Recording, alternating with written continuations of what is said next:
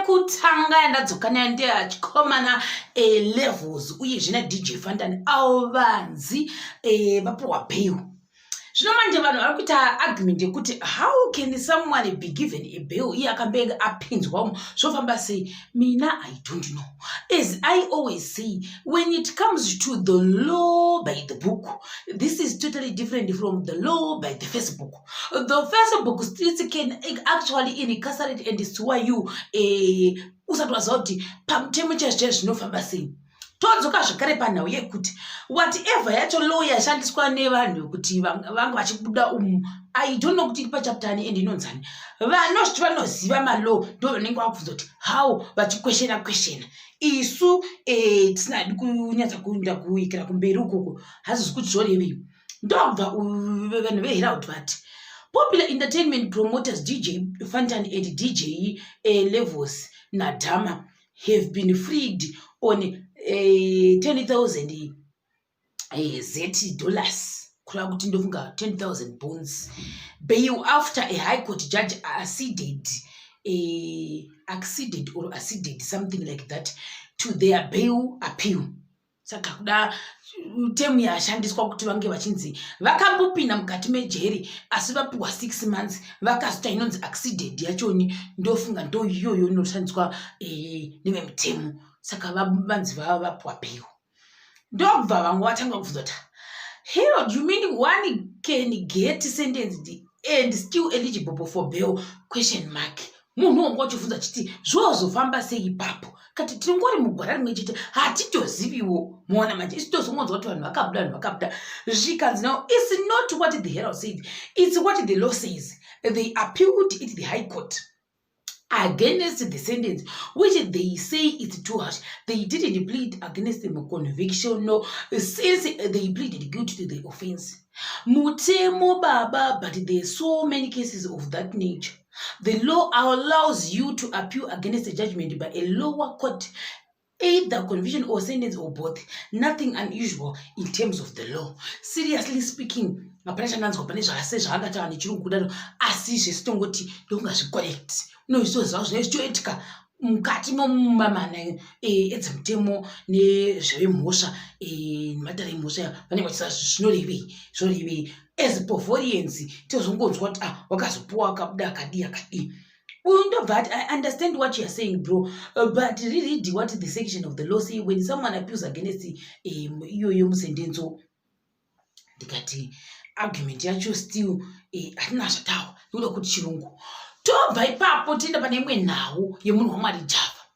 Zvakanyanema Simba Java wadzoka zvakare. Simba Java ndokuita audio akati spread the word. Spread the word for me up to the H Metro, up to the Daily News, up to the Zim Celebs, up to the all pages.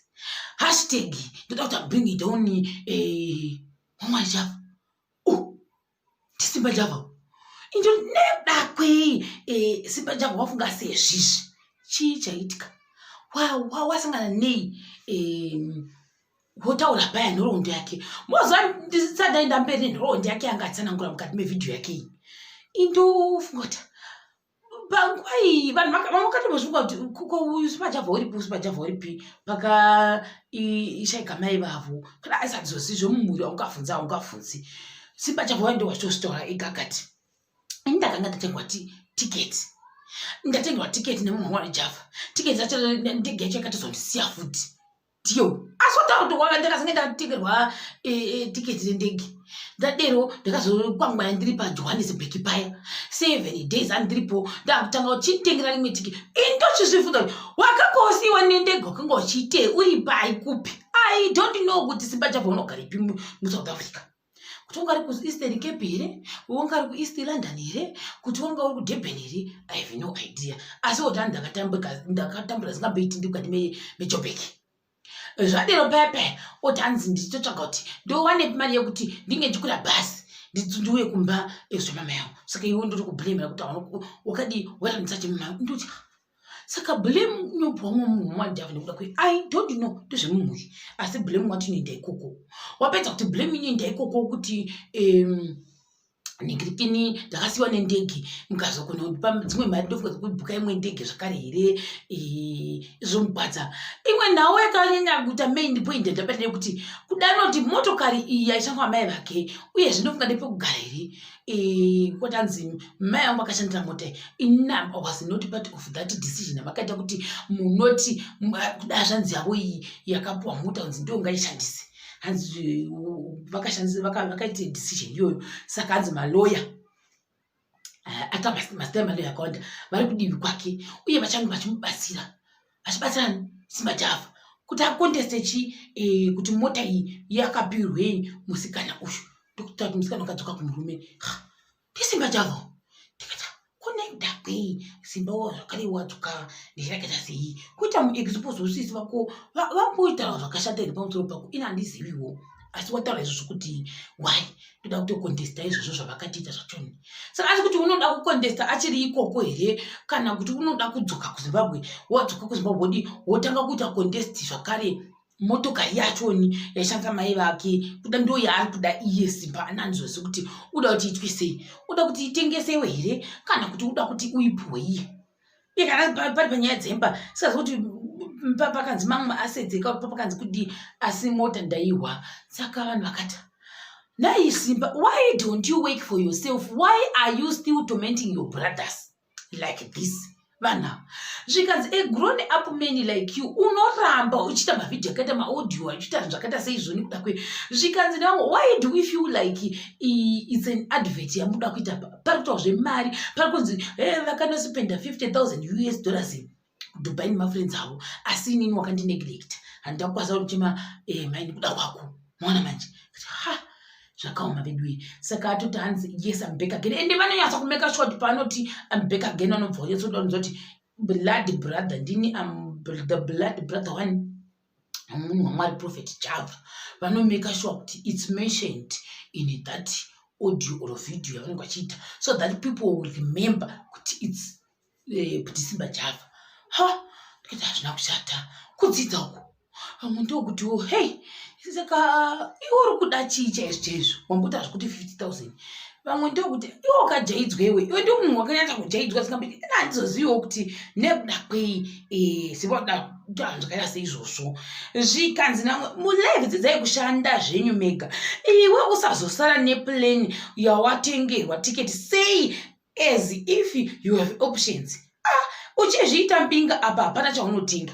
This is just rubbish. Kujara mahandouts murume mukuru. Lo ngaashande zvake nonzonzi saka kuramba murume kushaya direction here. Saka ukono kukona iro. Pamwe aitwa mubhulu ariko achirokwa nemurume wake left right and center. Uramba achishingirira here katodi.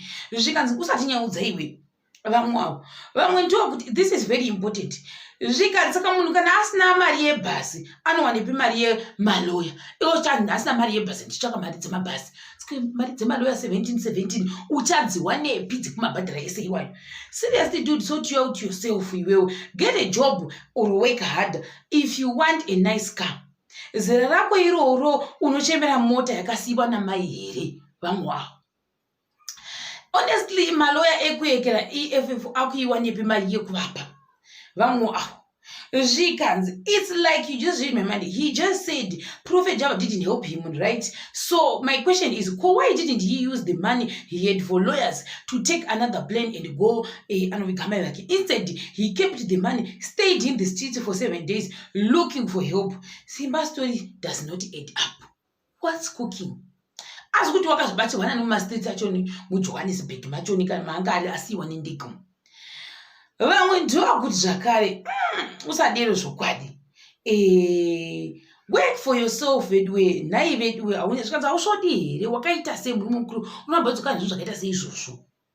Saka ukuti Passion haana mari wobva wati he spend kana nokuti angova nzimbinga dzemastanzi. He spends over $50,000 muDubai zvorerei. Zvikanzi apa haana mari yebhasi futi. We don't understand. Vamwe I'm going to English depleted. Don't joke around with speaking the English for more than 3 minutes. It's not easy. Even 1 minute. It's for those the professional people who can actually eloquently speak for 1 minute without gagging. Because if you speak for 1 minute une ukasha, you cannot gaka. You have to gaka for that reason. Don't read. Zvikanzi nevamwe zvakare. I feel sorry for whoever is dating or married kune munhu ushu. Why? Vamwe avo. First iwe ndoda kuti makisa pana mwarume. Iri rava jolosisiti. Is this Simba Java blood brother ya Prt Java for me? Ndo inondinakidza. Zvikanzi kuita kunge tegret kuti usipoti zvokwadi. Every time we make sure kuti musaite mistake kuti which Simba is this? We are talking about the Simba Java munhu une ropa rimwe chete nemunhu waMwari Java. That's what we are talking about. Zvikanzi ungada zvemahara kunge unyere vamwe wavo. Kana mwana wakaita mutokotoko haiti zvamunoita izvi vamwewo zvakare ava. Ndikati naziwo. Udzai Simba kuti shanda nesimba, shanda mari yako. You afford all these lawyers but yebhazi wakaishaya. Nyaya yacho so mawani. Zvikanzi imhane yemastanzi because he refused to help you. Is it by force? I don't know. Saka ndozve zvimwe zvinhu ndaona mukati mastanzi I don't know. Asi uri kupopotera zvake kuti andakubatsirwa mari iyoyo. Wakasara nendege. Wakasara ndege achiti I don't know. Wakanga atengerwa mari tiketi rachiro kuti uye kumba asi ndege yakazomusiya. Achite hatizivo. Chakubatai zvakare. Pachikano chinotevera.